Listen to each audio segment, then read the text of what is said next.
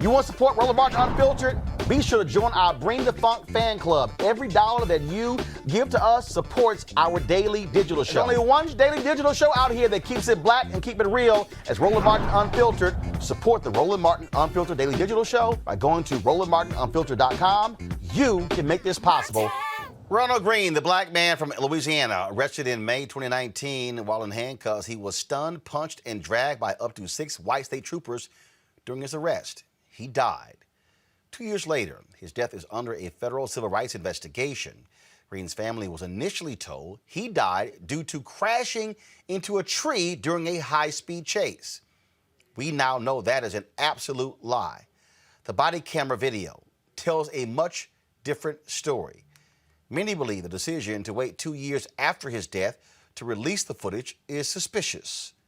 This is what was released on Friday, folks. I'm going to show you some of this video here, and again, where the world finally got to see exactly what happened to Ronald Greene. Go ahead and play it, y'all. And so, this is the video here that was released on Friday. That's not a car accident. That's not slamming into a tree. And so, you hear how they're talking to Ronald Greene. And so, folks, this is how shocking and shameful what took place in Louisiana. 2 years they fought to keep this video from being made public.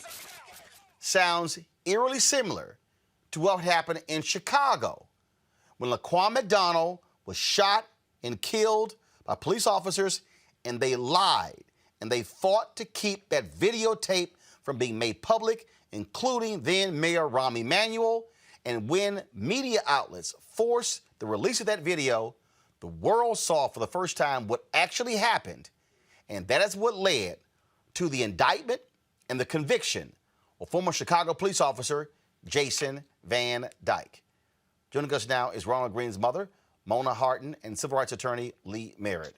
Glad to have both of you here. Mona, while we were playing that video, you covered your ears and covered your eyes. It obviously is difficult for a mother to have to see the final moments of her son's life played out and then shown and released to the public. Now that we know exactly what happened, it says a whole lot that for 2 years, authorities lied to you and your family about what happened to your son. Yes, it's horrific what we've been going through, the lies, how it all began, how it's been unfolding. The cover-up was obvious at the very beginning. It didn't take long for us to see that, but to be told that he died because of a car crash and the corruption and cover-up that came afterwards, 2 years long, it says a lot for us as a family. And to see that what happened to my son, it's really painful. When you talk about, again, initially being told he crashed into a tree, and then you actually find out what happened, I mean, that was a deliberate attempt to lie to you and the family. Yes, we saw that. That was my first reaction when the first videos was made to us, available to us last year, September of last year. My initial reaction was he wasn't going to get out of this alive. They got him from the very beginning. They made sure they maimed him while he was still behind the driver's wheel. Lee Merritt, now that, first of all, an initial video that was released, it only actually came out because the Associated Press fought to get it released. And then after the initial video, then Louisiana State Police had no choice but to actually release all of the video. That's right, Roland. This was something that we fought for to be released for 2 years. Well, the best they offered us was last September, that we could come in and view the video with the with state police present, but we could not take it home and analyze it. And we've learned so much more about, just the gratuitous nature of these officers' attack that we think that state charges are appropriate almost immediately. Obviously, I mean, they're overdue. Speaking of that, the officers involved, Did it actually get investigated? Did it go to a grand jury? Was there what actually happened in terms of the investigation of the actions of these officers? That's the really problematic part. The investigation in itself seemed to be a part of the cover-up. So it's not that what these men were doing was unknown. It's that the supervisor that came, Lieutenant John Clary, he was an active participant in this crime. And subsequently, you can hear one of the officers who since passed away, Chris Hollingsworth, reporting what he did to another fellow officer. And that officer saying, hey, did you have your body cameras on at the time? This was a conspiracy to cover up the murder of Ronald Greene. It's now being played out in the open. Ms. Hardin, on that particular point there, it has to anger you that now we see what the truth is and nothing was done. I mean, there was no real investigation. And that's what it fires me up more than anything. The fact that I was lied to from the very beginning. 2 years of nothing but lies up to this very moment. And the integrity of how and why they released the videos, that speaks a lot. It's just horrific that they don't care how deep they gab the family of Ronnie with mockery, with lies, with more conspiracy, just to cover themselves, protect their own selves. So I'm confused here, Lee, again. So did the state attorney general, did the DA in that district? So was there no investigation? So again, the investigation itself, anytime there's an officer involved shooting in most jurisdictions, it has to be investigated by someone other than the entity that committed the shooting. But because this is the Louisiana State Police, the highest law enforcement authority in the state of Louisiana, they investigated themselves. And internally, they decided that 2 officers should be punished for this attempt at a cover-up in this crime. One was Chris Hollingsworth, who would have been terminated, but he died. He received his termination letter, and he was buried with all of the color guard honors. And then Christopher York, who received a 50-hour suspension for his role in the murder of Ronald Greene. So now that the video is out, now there could actually be a real investigation. A grand jury can be impaneled.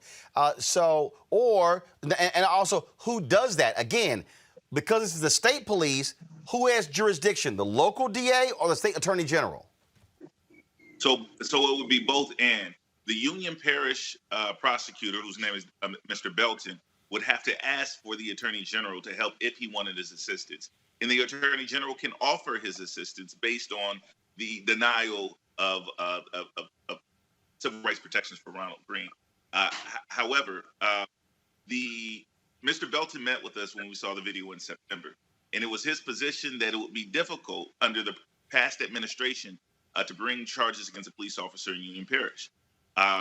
Situations have since. Hold on 1 second. You said the past administration. What past administration? I'm sorry, under the Trump administration. Okay, I'm confused here.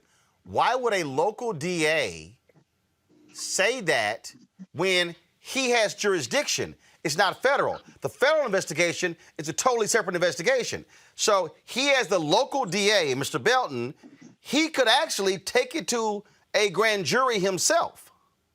He could take it to a grand jury himself. What he was implying with that statement during the Trump administration was that he was in a heavily Trump-favored territory, and he thought that he doubted his ability to return a true bill on this crime in that jurisdiction at the time. But here's the deal. Okay, Trump lost, but that's probably still a heavily Trump district. So right. What now? Well, there exists beyond this just being a Trump district, there exists actual conflicts in this district. The officers who are involved on tape in this crime are testifying in other cases in Union Parish. And so it would be appropriate for either the Attorney General or Mr. Belton to call for a special prosecutor, and that's what we're encouraging them to do in this case.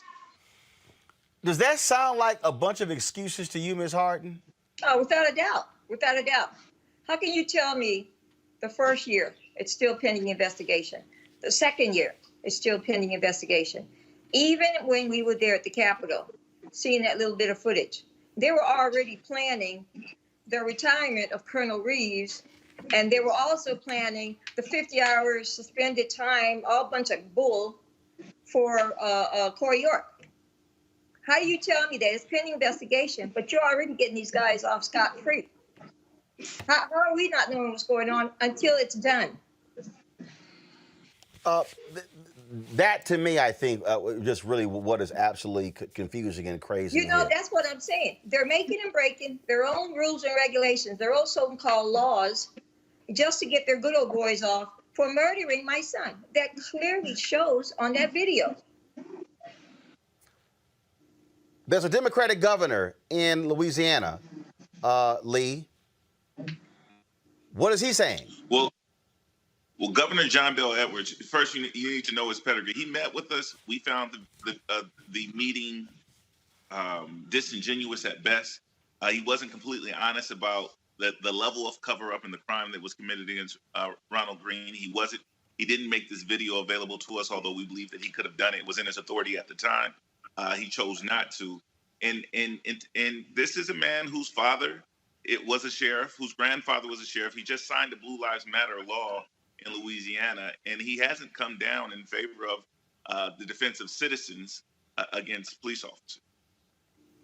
Okay, so the question now is, what's next? We were down in Baytown, Texas, for the rally for Pamela Turner, for that particular officer who tomorrow, we wouldn't know when this trial is going to be set. We went down to Elizabeth City, North Carolina. So when it came to the Andrew Brown Jr., are there plans to call for a national rally there in Louisiana to put pressure on the local DA, on the Attorney General, on the governor to step up? What's next, Lee and Ms. Hardin? 3 o'clock Thursday on the steps of the Capitol. The ACLU, along with the NAACP, has sided with this family to demand the immediate arrest of these officers. There's more than enough probable cause in the jurisdiction currently to issue arrest warrants for Corey York, for Lieutenant John. Say it again, Miss. I'm sorry, I can't hear you. But certainly Mr. Dakota DeMoss and other officers who are seen on video committing crimes. And I'm sorry, she was probably saying Clary. It was Lieutenant Clary. That demand is taking place this Thursday. The family will be there, so we're looking forward to anyone who wants to join us at 3 on the steps of the Capitol with the ACLU and the NAACP. Ms. Hardin, what do you want folks across the country who are watching and listening to do when it comes to this case of your son? You know what? I'm just so disgusted. Anger, being pissed off, being all the freaking emotions that can come up in a mother whose son was killed in such a violent way, on purpose, just for the hell of it. And the thing is, why do we have to keep communicating like this? Why do we have to beg someone to put these guys in cuffs, jail them, do whatever you have to do? But you let these guys still be on the force, still patrol the streets of Louisiana for 2 years after they killed Ronnie to cause more damage. Ronnie's not my first, but not the world's first, and he won't be the last. He hasn't been the last. Why do we have to keep begging for the justice? Yep. And it's worth saying these officers went on to injure other citizens in Louisiana. And one of the officers was indicted for another criminal act shortly after the murder of Ronald Greene. Have y'all filed a civil lawsuit against the county, against these officers, and against the state police? We filed a civil lawsuit against all the parties involved, from, as you said, from the local level, each individual officer, to the state of Louisiana, because this is the state police. That lawsuit has survived a motion to dismiss, and it's up on interlocutory appeal in Fifth Circuit. All right, then. Lee Merritt, Ms. Hardin, we certainly appreciate it. Thank you so very much for joining us. Thank you. Thank you. We certainly will keep the attention. Thursday, we will be, Lee, let us know who's streaming it. We'll be actually in Tulsa, going from Fort Worth to Tulsa. But certainly we want to be able to pick that stream up and be able to push it out to our folks as well. So be sure to let us know what happens with that. Thank you so very much. Absolutely. Thank you, sir. We'll do. Folks, back to our Roland Mark Unfiltered video in just one moment. Racial injustice is a scourge on this nation, and the Black community has felt it for generations. We have an obligation to do something about it. Whether it's canceling student debt, increasing the minimum wage, or investing in Black-owned businesses, the Black community deserves so much better. I'm Nina Turner, and I'm running for Congress to do something about it.